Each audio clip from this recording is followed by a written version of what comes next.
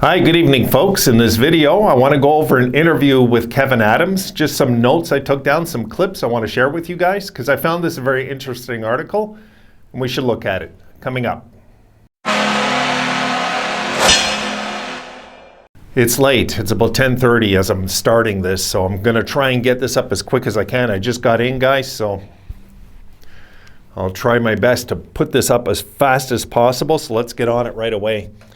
Now, there's this article I was reading today. I thought it was a pretty good article, and I wanted to share it with you guys because I want to keep it a simple video tonight. I'm just going to go over this article with you and call it a night because our Big West trip, we'll be talking about that tomorrow in the pregame. So, all right, there's about half a dozen clips here I want to show you. So let's take a look at it. Here we go.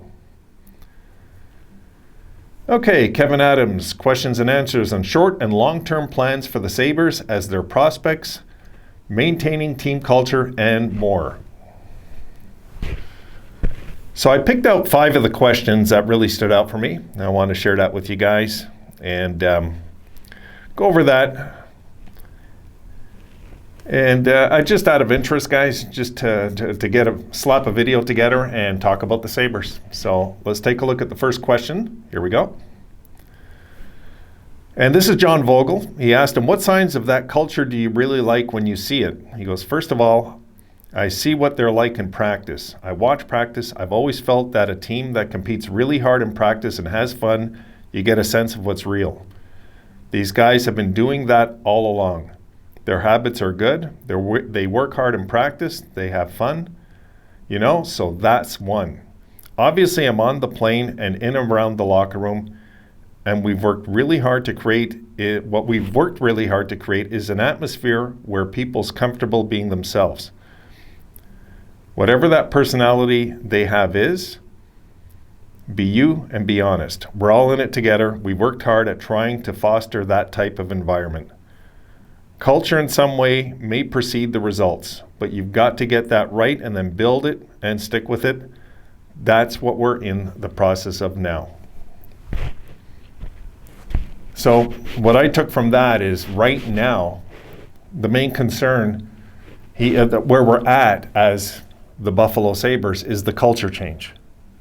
This is what he sees, and it's important he sees that because as I'm going to go on here with the next few questions, you're going to see why, in some ways, what we did wrong in the past. Okay, next clip. Here we go. Now, with a previous rebuild, let me open it up, it's too small. With the previous rebuild, some people said it tried to get sped up too quickly. The pieces weren't there. What signs do you want to see to say we have the right foundation, that we can go for it? For me, it's so critical what you just said. We talked a lot this year of identifying our young core of players to move forward with. That process has been ongoing. As we saw players and have this younger core, we also wanted to make sure that we put players around them that would be good role models, good mentors to help them along. And then there are players that we believe are going to be a big part of our future that aren't in our lineup yet. I like hearing that. When I look at it, I totally agree we have to stay disciplined. We have to stick to our plan because what you can't do is just fast forward it. There are certain youth that are certain ages, and you just need to let them play, let them grow, let them learn. It's really critical, in my opinion, to stay on the course. Trust the plan that we have in place and stay disciplined. Not do something that we're trying to speed it up. Not trying to hit the fast forward. We have to let this play itself out. And that's where we all get frustrated, guys, just so you know. But he's right. We got to stay the course. We got to stay with the plan. It might take a few more years, but we just have to stick with the plan and see if the plan itself has a different idea of where we're going to be, because that's what happens with the young team. All of a sudden, they can go from under 500. You look at the 72-73 Sabres, And then we went under 500 in 73, 74, and then 74, 75 for 33 games over 500. anything can happen with a young team. Okay, next one. At the moment, you're scheduled to have 3 first-round picks at the draft. Do you anticipate having that number? Will you have more or less? Because I don't know about more, but I guess where I'm open to is to either is, I think it's really, really nice to go into the draft from a position of strength. When you have 3 first-round picks, you're certainly in a position of strength. If you make a decision and turn one of those picks into something that we think makes sense for us going forward, we'd be open to it. But I certainly have no problem having picks in the first round where you can call some talented players' names, meaning deep draft, guys. Building our pipeline is so important. We've started that process, and you see the prospect pool. But we're still doing that. We still need to grow it. As we turn the corner in team performance and development of our team, you want to make sure that you have the pipeline to draw from at the right moments. And I cut it there. Now, when I hear that, what I hear that, guys, is that when he's talking about, when he said you can call them by names, meaning, you know, we're going to know pretty much a lot of these first round names by the end of the year. And a lot of these guys are going to be NHL ready, according to the experts, what they're saying. We'll see. We'll see what we even plan to do, right? So I just took the questions that interested me. There was a bunch of other questions, but here's another one, okay? You look at Levi's numbers. God, hold on, guys. I got to open it, and I always go to the wrong clip. Okay, here we go. You look at Levi's numbers, it seems he's proven what he can prove in college. I don't know if that's the plan after he gets done, or, he goes, in fairness to him, I'd say this about him. Eric and Owen, and he's talking about Portillo and Power, of course, me and my staff and everybody that's been interacting with them this year, we've really stayed focused on letting them be present and be where they need to be now. I want to make sure I continue to do that because they're in a really critical time in their season with the playoffs. But I think for all those guys, we're excited. We have a plan for them. I liked hearing the idea how he's got it planned for like Devin Levi and these guys, you know? He didn't give a direct answer, if you notice, but he just said we have a plan for them. I like hearing that because obviously, you know, this is, we're curious. We want to know.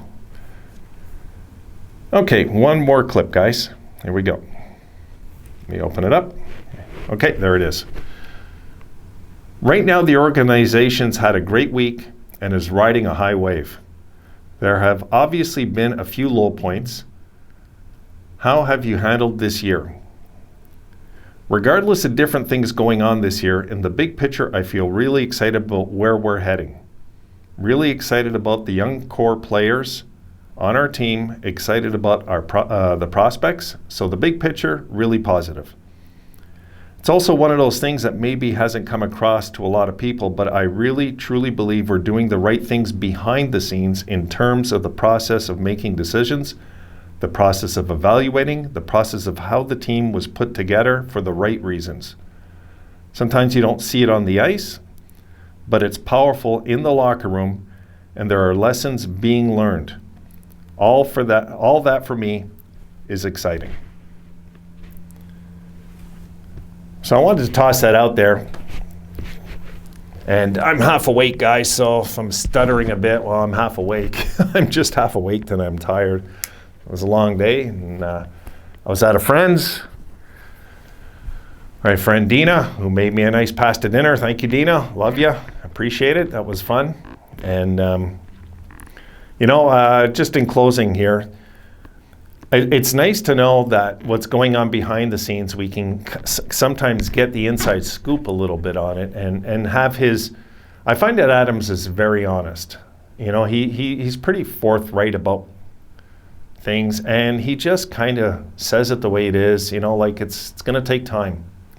We're going to have, it's a process. We're going to have to wait. All the right cliches that he said in all of them is, the main thing is they have a plan. So this is why when I bitch about like the physicality of this team, okay, for one thing that I nag about a lot, he obviously is on that. You know what I mean? He's on it. Guy didn't win a cup, not remembering that how Carolina totally outplayed Edmonton in Game 7 and hit them all to hell that night. He remembers. So I think that's, it just makes me feel good when I get into an article like this and I kind of get his insight on it. You can't tell with Adams. Even when we won these 2 games, you notice his demeanor hasn't changed. That's what I noticed in that interview, because that's after the big week we just had, that interview. John Vogl. So I thought that article in The Athletic was really worth bringing it to you guys. I'm going to call it a night there, guys. I got to get this up online. My God, it must be something going on 11. So I'm going to try and move fast and get this out ASAP to you guys. See you tomorrow in the pregame, guys.